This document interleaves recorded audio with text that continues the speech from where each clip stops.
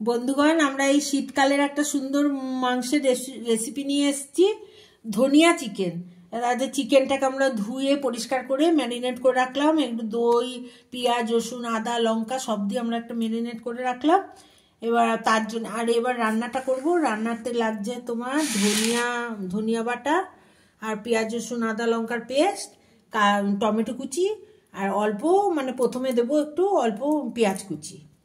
আর এছাড়া গুঁড়ো মশলা লাগবে, নুন, হলুদ, কাশ্মীরি লঙ্কা আর গরম মশলা নামাবার আগে, সেগুলো পরপর আপনাদের দেখাচ্ছি।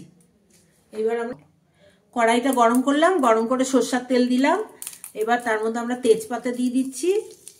তারপরে আমরা কুচনো পেঁয়াজগুলো দিয়ে দেবো।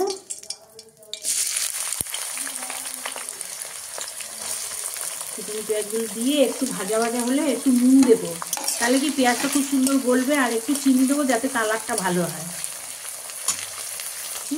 এখন অল্প করে দিই, পরে আর একটু দেবো, মাংসে তো দিয়েছি।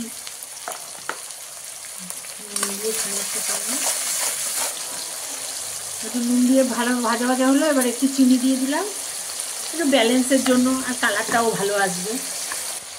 পেঁয়াজটা একটু ভাজা ভাজা করলাম। এরপর আমরা একটু কোচানো টমেটোটা দিয়ে দেবো। টমেটো দিয়েও আমরা খানিকক্ষণ নাড়বো। নুন তো দেওয়াই আছে, টমেটোটা ভাজতে ভাজতে একটু গলে যাবে। তারপর আমরা আর অন্যগুলো দেবো। বন্ধুরা, আমি এবার পেঁয়াজ, রসুন, আদা, লঙ্কা সব দিয়ে দিলাম। এটা দিয়ে বেশ খানিকক্ষণ কষিয়ে তারপর মাংসটা দেবো।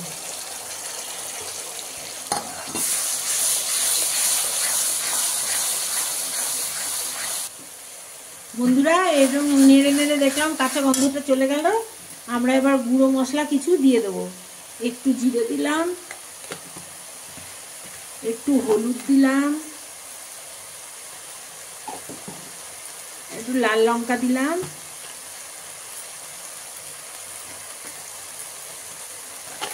একটু কাশ্মীরি লঙ্কা দিলাম একটু রঙের জন্য। আমরা তো সানরাইজের গুঁড়ো মশলা ব্যবহার করি। দিয়ে বানালাম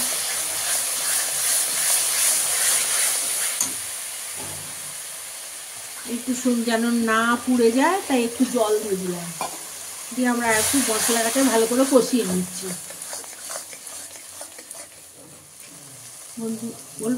বন্ধুগণ, এবার দেখুন মশলাটা একটু ভাজা ভাজা হয়েছে। আমার ম্যারিনেট করা মাংসটা দিয়ে দিলাম, চিকেনটা দিয়ে তারপরে আবার একটু ভালো করে নাড়বো। নেড়ে এবার আস্তে আস্তে ঢাকা দিয়ে দিয়ে করবো।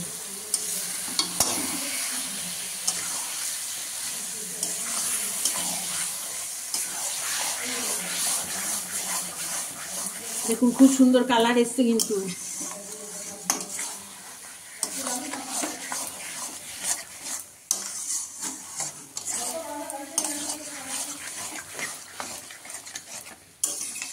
বন্ধুরা, কতটা সুন্দর একটা কালার এসছে। খানিকটা কষে এসছে, আর একটু আমি কষাবো। শেষের দিকে চলছে। আপনারা কিন্তু এই মাংসটায় আপনি রুটি, ভাত, পরোটা সব কিছুর সাথে খেতে পারেন।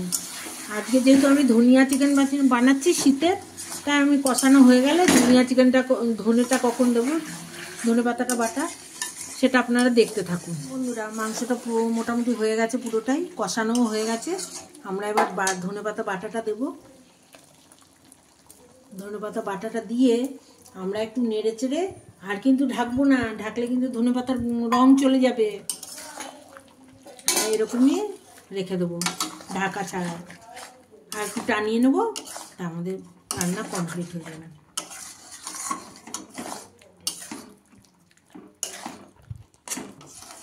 খুব সহজে রান্না, এটা খুব সহজ। বেশি সময়ই লাগলো না, বেশি মেহনতও লাগলো না, বেশি ইনগ্রিডিয়েন্টসও লাগলো না। দেখুন বন্ধুরা, ধনিয়া চিকেন আমার কমপ্লিট হয়ে গেল। আমি ঢেলে নিলাম। এটা কিন্তু খুব সুন্দর ডিশ আর খুব সহজ। আপনারা এটা যে কোনো কিছুর সাথে খেতে পারবেন। এই শীতকালের এই একটা দারুণ সুন্দর জিনিস। আপনারা তৈরি করে খেয়ে দেখবেন। ভালো লাগলে সাবস্ক্রাইব করবেন, লাইক দেবেন। তাহলে আমি আবার নতুন নতুন রান্না নিয়ে আপনাদের কাছে আসতে পারবো।